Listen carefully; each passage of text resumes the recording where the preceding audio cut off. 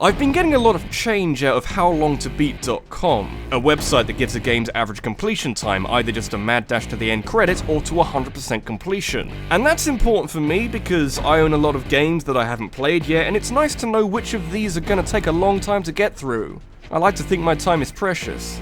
A video game being too long is a fascinating concept because if you're enjoying it, you probably don't want it to end. It kind of goes along with the idea of not being able to have too much of a good thing. But I personally like seeing the end of games if they have an end, and if we can get there without too much hassle, you know, that'd be cool.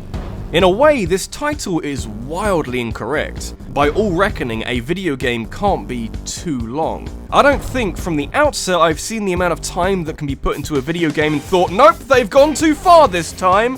I mean, I put nearly 2,000 hours into Team Fortress 2. It doesn't concern me that long playtimes are possible. What I don't like is when, in pursuit of being able to boast about hundreds of hours of gameplay, a game dawdles its way to the end credits and throws in hours of unnecessary padding. My time might not be that valuable, but I don't think anyone wants their time wasted. I trusted you, video game. How could you do this to me?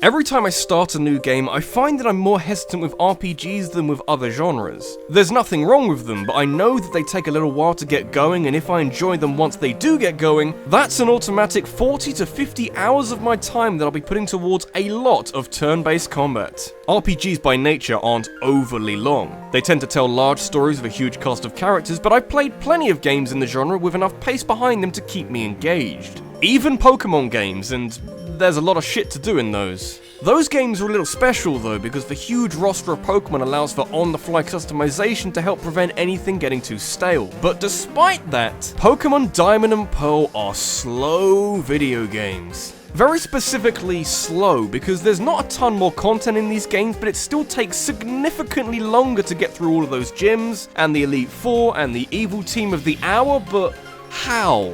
Well, it doesn't help that at the start it takes so long to get into a position where you're fighting the first gym leader because everyone wants to talk to you and they don't share your same love for Pokemon battling, but even then, there's lots of little moments that are either deliberately or accidentally made longer, and they add up over time. The battle speed has been slowed up considerably, surf speed is equally slow, and while treading through a snowy biome is an awesome thing to see in a Pokemon game, this isn't very entertaining or fun. HowLongToBeat.com says that Diamond and Pearl takes longer to beat than any other mainstream Pokemon game, so apparently this counts for more than you think. Luckily, Game Freak used the special edition third game for what it's supposed to be for and fixed a load of these problems, making Platinum the definitive way to experience Sinnoh. Walking in waist-deep snow is still really slow though. While I enjoy playing Diamond and Pearl from time to time if I haven't got anything better to do, I find it amazing that with all this wasted time, they're still able to throw an Elite Four at you with Pokemon that are significantly stronger than you are at this moment, meaning more slow battles and likely a little bit of grinding. Maybe Pokemon is more of a conventional RPG than first thought.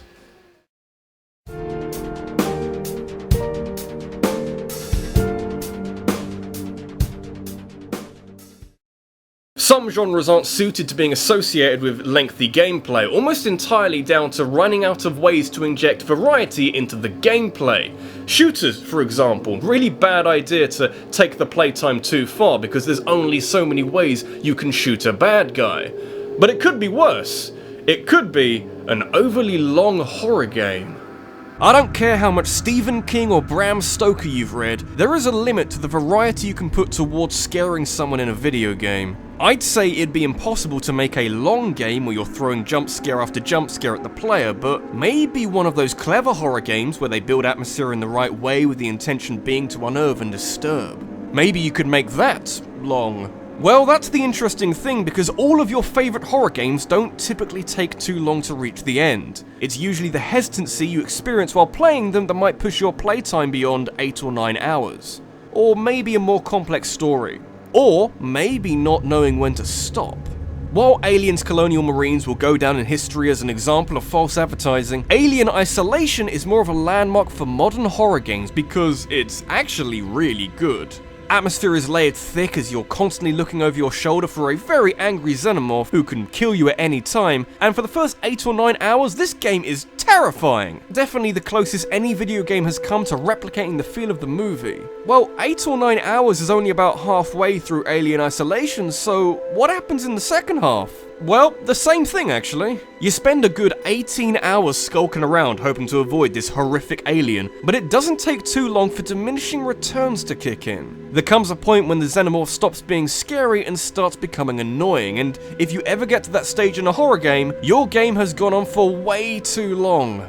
It takes longer to get to the end of Alien Isolation than it does for Assassin's Creed Syndicate or Middle-earth Shadow of Mordor. If your horror game has more game to it than open-world adventure games, maybe tone it down a little.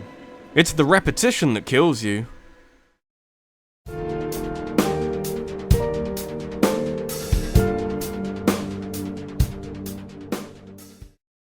Artificial game lengtheners are everywhere. Back in the 80s, developers didn't quite have as firm a grasp on how to make a game longer as we do now, but hot damn did they try their hardest. Old school classic games didn't typically employ any tactic other than frustrating difficulty to ensure that a player was getting their money's worth, but over time I guess they found new ways to make progression through a video game more of a problem. That's why we have things like level grinding, or having to farm for a specific item, or my favourite, making the distance between important things longer than it should be. You see this a lot in open world games that try to give off a sense of exploring a vast landscape without any consideration to what a player might find fun. I find engaging content fun. How about you? Dragon Age games technically aren't open world because they often funnel the player down a linear path which then opens out into a large area that you can explore to your heart's content, but over time and as the series has progressed, there's been a greater emphasis towards making everything larger and further apart. So now it's kind of like an Elder Scrolls game, but you know, there's a little less going on. I'm always a little bit concerned when a developer is so obsessed with the size of an overworld. I remember this coming up when Xenoblade Chronicles X came out and how it's bigger than every other game put together, and then you've got BioWare claiming that one area in Dragon Age Inquisition is larger than the whole of Dragon Age 2. Sadly, while they bloated up the overworld, they also bloated up the rest of the game, but in a way that isn't as satisfying as you'd think. It takes a very long time to get anywhere in Dragon Age Inquisition, where new objectives for a quest are spread out really far apart, not helped in any way by your molasses speed of movement. Part of the enjoyment of Dragon Age is building relationships with party members, which the other two games in the series do by keeping them in small maps so you can go from one to the other with ease. Inquisition is like, what about a giant castle where everyone is miles away from everyone else? The end result is that you spend many hours traveling huge distances to complete pointless side quests, and it feels like you haven't done anything with your time. I like games that respect the time a player puts into it, and Inquisition just never got that memo. You know what I could do with 45 hours? Apparently, I could drive to Algeria in that time. I don't know, it sounds tempting.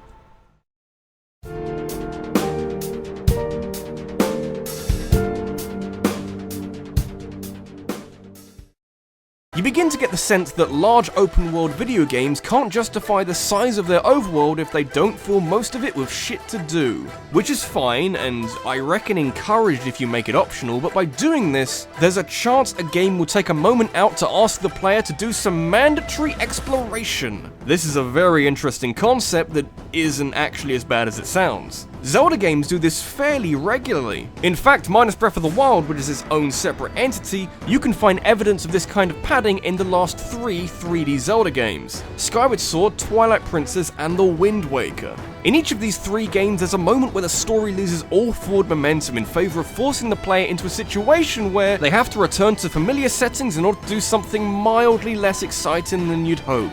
Wind Waker and Twilight Princess want you to collect a few special objects, which you can only gain access to by jumping through a bunch of hoops, and both of these are pretty annoying. The Triforce hunt for the amount of money you need to decipher the charts, and the owl books, or whatever, for dragging you all over the place to open one door.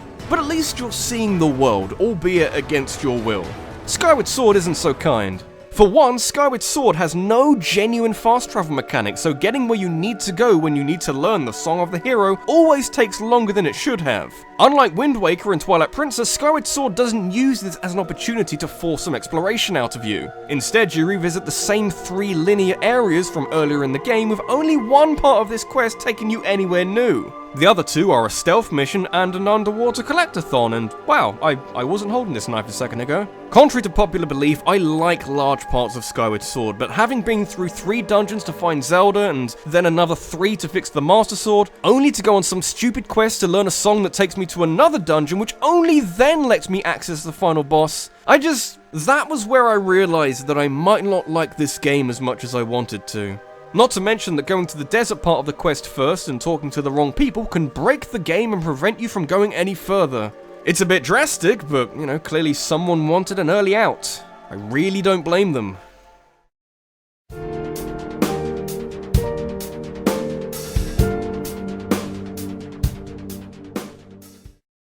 The ultimate sign of a game taking too long to get to the end is a reluctance to finish it. This has rarely happened to me, and most of the time it's with bad games that outstay their initial promise of being so bad it's good. As it turns out, that'll only get you so far. But sometimes I found myself enjoying a game, really getting into it, and then stopping when I get to a bit that doesn't take my fancy. This happened a lot when I was a kid and couldn't get past a section that gave me a lot of troubles, but I had it recently with Bravely Default, and that game isn't very difficult. What it is very enjoyable. It's Final Fantasy in everything but name, and made to be more like classic titles than a lengthy on-rails RPG. And when I first started playing it in 2014, I found that I was having quite a lot of fun. I especially liked how fresh everything was. Maybe because at that time I hadn't played a typical JRPG for a while, and travelling across the world to fight weird monsters hadn't got that stale for me.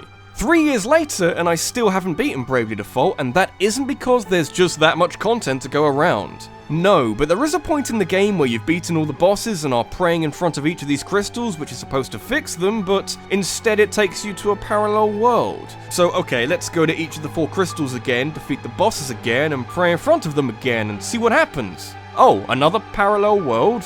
I'm beginning to see a pattern.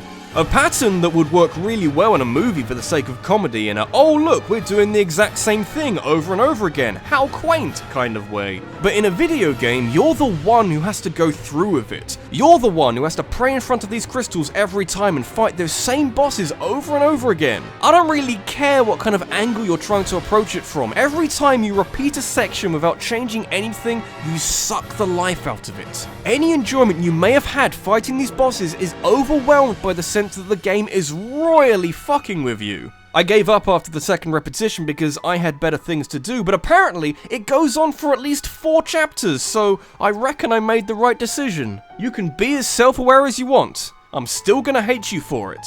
This is RabbidLuigi, and I've seen moments in TV shows or movies where scenes and events have been repeated a bunch of times, but what they do is they show an abridged version of events to keep the audience interested.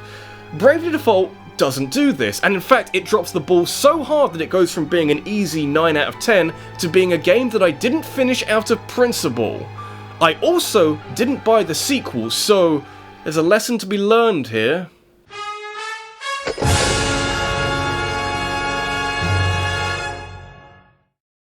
Have you got an idea that you'd like me to turn into a countdown? Let me know in a comment down below, and make sure you check out my Twitter, where I'll be turning the best submissions into a poll where you can then decide the best topic. Thanks for watching, and I'll see you in the next one.